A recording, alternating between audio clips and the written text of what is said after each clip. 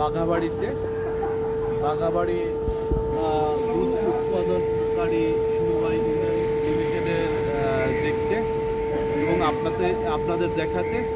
এটা হলো সিরাজগঞ্জ জেলার অন্তর্গত শাহজাদপুর উপজেলায়।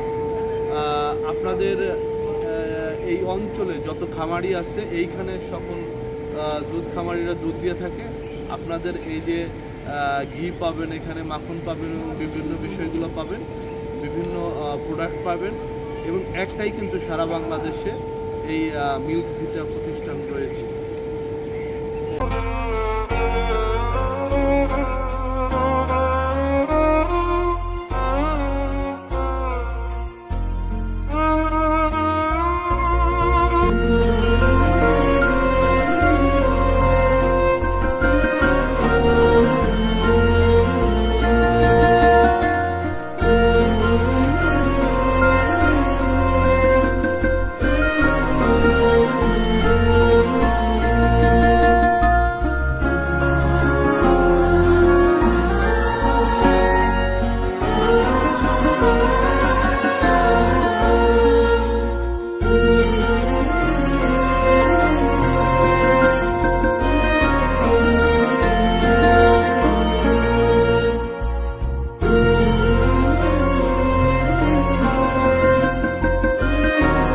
যে বাঘাবাড়ি দুগ্ধ কারখানায় এসেছি, দুগ্ধর যে প্রসেসিং কীভাবে হয় আমি ভাইকে অনুরোধ করব তার পরিচয় দিয়ে যেন আমাদের একটু সহযোগিতা করেন যে এই প্রসেসিংটা কীভাবে হয়। আপনার নামটা? আমার নাম হলো রাজীব খন্দকার। রাজীব খন্দকার হলো আইপিপি, মানে ইনস্ট্যান্ট পাউডার প্ল্যান্টের একটা আমি সুপারভাইজার হিসেবে। আচ্ছা, সুপারভাইজার বড় ভাই, আমি অনুরোধ করব তিনি আমাদের একটু এই প্ল্যান্টটাকে একটু ঘুরে ঘুরে একটু আমাদের দেখাবেন। এই পাশটাতে অ্যাকচুয়ালি দুধ বেশি হয়। আপনি একটু প্রসেসিং আসো,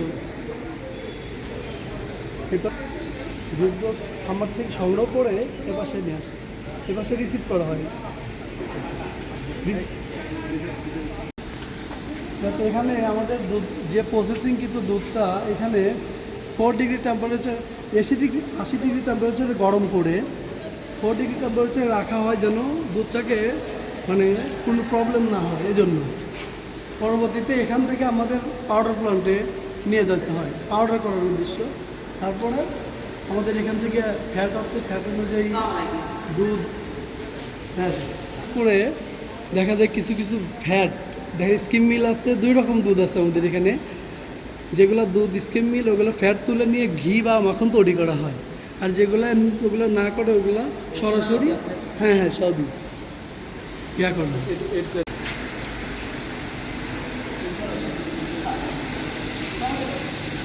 মাখনি বুঝছেন, মাখনি এখানে 10 কেজি আকারে ব্লক তৈরি করা হয়, আর হচ্ছে 200 গ্রামের প্যাকিং করা হয় ব্লক থেকে।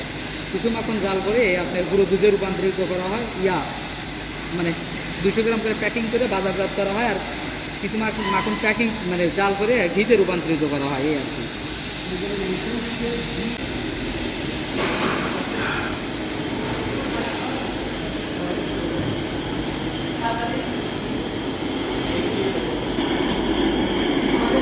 এগুলো আপনার 500 গ্রাম, 200 গ্রাম আর 400 গ্রাম তিন প্যাকিং করা হয়।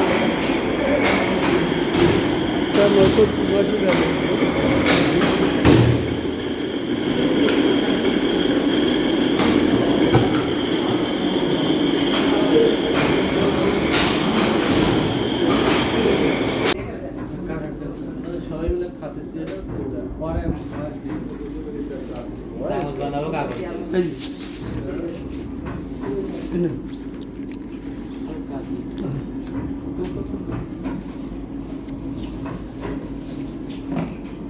এটা মান নিয়ন্ত্রণ শাখা।